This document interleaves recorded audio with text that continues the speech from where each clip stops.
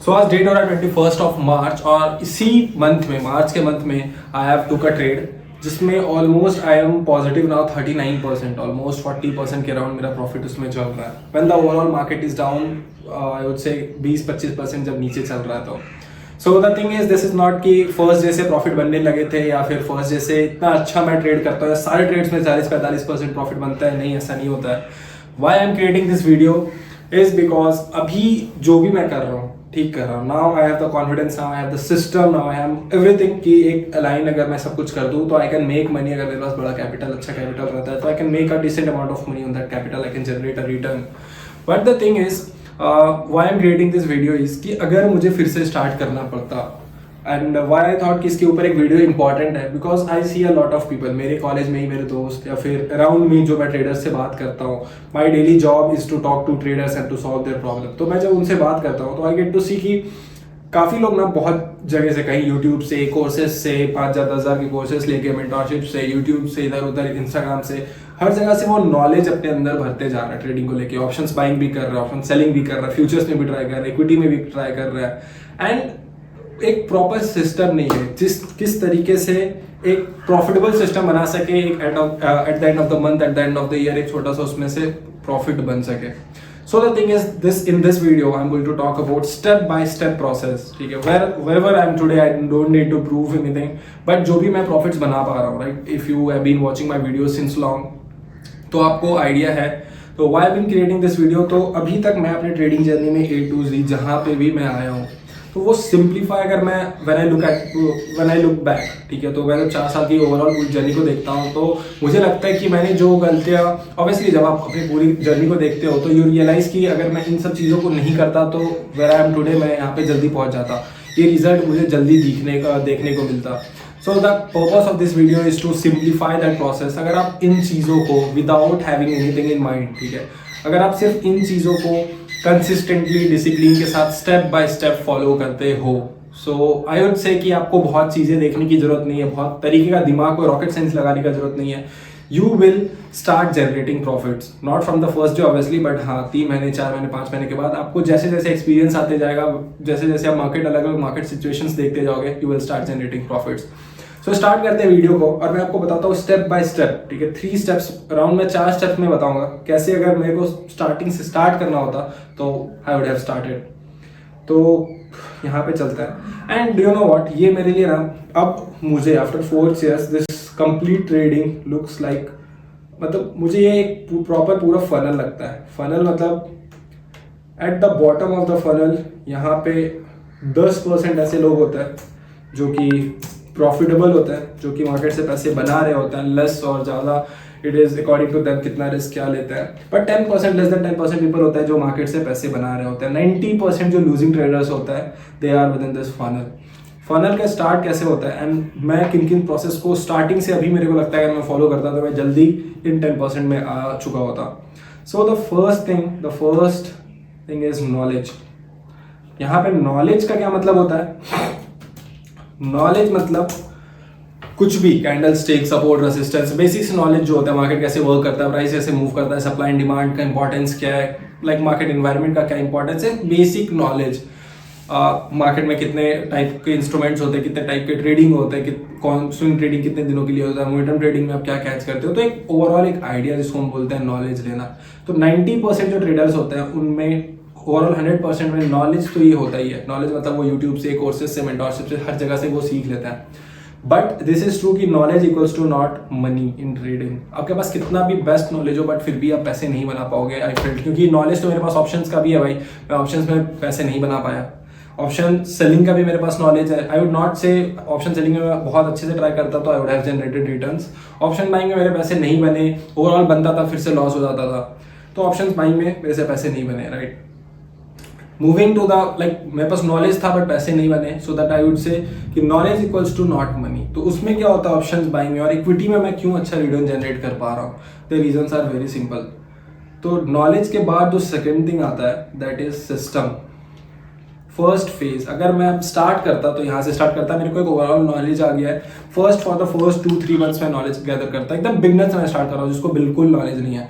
मैं YouTube videos देखता, मैं एक छोटे मोटे किसी का कोर्सेस ले लेता सिस्टमेटिक वे में सीखने के लिए, किसी का भी एक बेसिक बिगनर 5-10 हज़ार का कोर्सेस मैं ले लेता, मतलब बिगनर्स लेवल का जितना भी था मैं वो सीख लेता। उसके बाद मैं स्टार्ट करता वर्क करना सिस्टम के ऊपर। अब what do I mean by system, अब मैं इसके ऊपर एग्जैक्टली इन डेप्थ वीडियो बनाऊंगा एक एक करके, सिस्टम कैसे बना सकते हो। तो फर्स्ट थिंग जो मैं वर्क करता वो सिस्टम के ऊपर वर्क करता। System, what do I mean by this system, तो सिस्टम मतलब strategy, proper entry, strategic entry, data proven entry की पिछले पास्ट में भी मार्केट में ऐसे अगर आप सेम सिनेरियोज पे वर्क करते हो तो रिजल्ट जनरेट हुई है।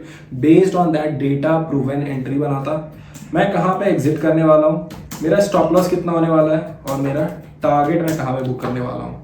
रिस्क रिवॉर्ड कंसिडर करके मैं इस चीज़ को एक प्रॉफिटेबल स्ट्रैटेजी को बैक टेस्ट करके मैं ये फाइंड आउट करता कि मेरे पास सिस्टम है या नहीं फर्स्ट ऑफ ऑल। अब 90% में से आई वुड से कि 70% लोगों के पास स्ट्रैटेजी ही नहीं होता है, यहाँ पे फर्स्ट फेज ही वो वर्क नहीं करते हैं। नॉलेज गैदर कर लिया 2 साल 3 साल 4 साल में, उसके बाद सिस्टम पे वर्क ही नहीं कर रहा है। वो क्या कर रहा है, यहाँ से सीख लिया, वहाँ से सीख लिया, ये चीज़ सीख लिया, वो चीज़ सीख लिया, मतलब नॉलेज में ही फंसे हुए हैं। Knowledge equals to not money in trading. Knowledge के बाद आती है सिस्टम। सिस्टम में आपको स्ट्रैटेजी होना चाहिए, एंट्री होना चाहिए, एग्जिट होना चाहिए, स्टॉप लॉस होना चाहिए, टारगेट होना चाहिए। ये जब आपके पास अब फिक्स्ड आ गया, सिस्टम आपके पास आ गया, एक बैक टेस्टेड सिस्टम, अब उन चीज़ों को बैक टेस्ट करो, पिछले मार्केट में जाके देखो कि वर्क किया भी है या नहीं मार्केट में, वो चीज़ हो गया। What second thing works in the market is, अब सिस्टम आपके पास है, अब आपको वर्क करनी है द सेकंड फेज। मैं सिस्टम बना लेता, उसके बाद मैं करता स्टॉक सिलेक्शन के ऊपर। I am talking about equity.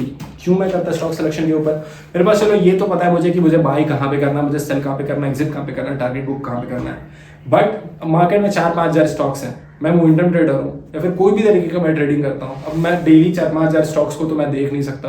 So I need to have a fixed set of rules जिसके वजह से या फिर आई वुड से कि जिसके हेल्प से मैं अपने स्टॉक्स को फाइंड आउट कर सकता, सो दैट मैं वीकली पूरे, अगर let's say I am not recommending any stocks और not anything like that, but let's say कि 4,000 स्टॉक्स है और उन 4,000 स्टॉक्स में से इन 10 स्टॉक्स को मैंने निकाला है, तो there are some criteria, there are some rules. तो मैं स्टॉक सिलेक्शन रूल्स के ऊपर काम करता हूँ 1 by 1।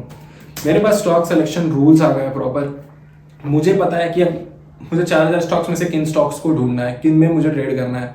बेस्ड ऑन दैट मैं क्या करता, अब मैं यहाँ पे एक छोटा सा स्क्रीनर बना लेता, नॉट एडवांस स्क्रीनर, एक छोटा सा डैशबोर्ड या स्क्रीनर चार्टिंग पे कहीं पे भी आप जाके बना सकते हो फ्री, ठीक है। तो मैं स्क्रीनर बना लेता सो दैट मैं विद इन अ मिनट मैं क्लिक करूँ और मेरे पास वो सेट ऑफ रूल्स के बेस पे जो भी मेरे पास स्टॉक्स है वो निकल के आ जाए।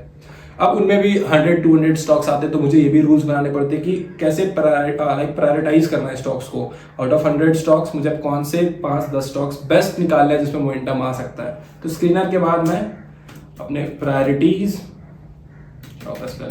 ये होता है ना प्रायोरिटीज, जो स्टॉक्स होते हैं उनको मैं फाइंड आउट करने के एक रूल्स बना देता। अब मेरे पास सिस्टम है, मेरे पास स्टॉक सिलेक्शन प्रोसेस है। आई वुड से कि 90% में 70% के पास सिस्टम ही नहीं होता है। सिस्टम होता है तो उनके पास कोई फिक्स्ड स्टॉक सिलेक्शन रूल नहीं होता है। इट इज लाइक कि आप मोमेंटम ट्रेडर हो बट स्टॉक सेलेक्ट कर लियो आप स्विंग ट्रेडिंग का। What I do is I try to catch 15-20% momentum in stocks. अब मैं जाके रिलायंस में ढूंढूंगा 15 से 20% का मोमेंटम तो आएगा नहीं आएगा, but there are specific stocks in market जिसमें मोमेंटम आता है। जस्ट इन द केस अगर मैं आपको दिखाऊं तो Redington look at this 9.96% in a single day, तो 20% तक स्टॉक्स जाते हैं एक दिन में। तो आई नीड टू फाइंड दो स्पेसिफिक स्टॉक्स।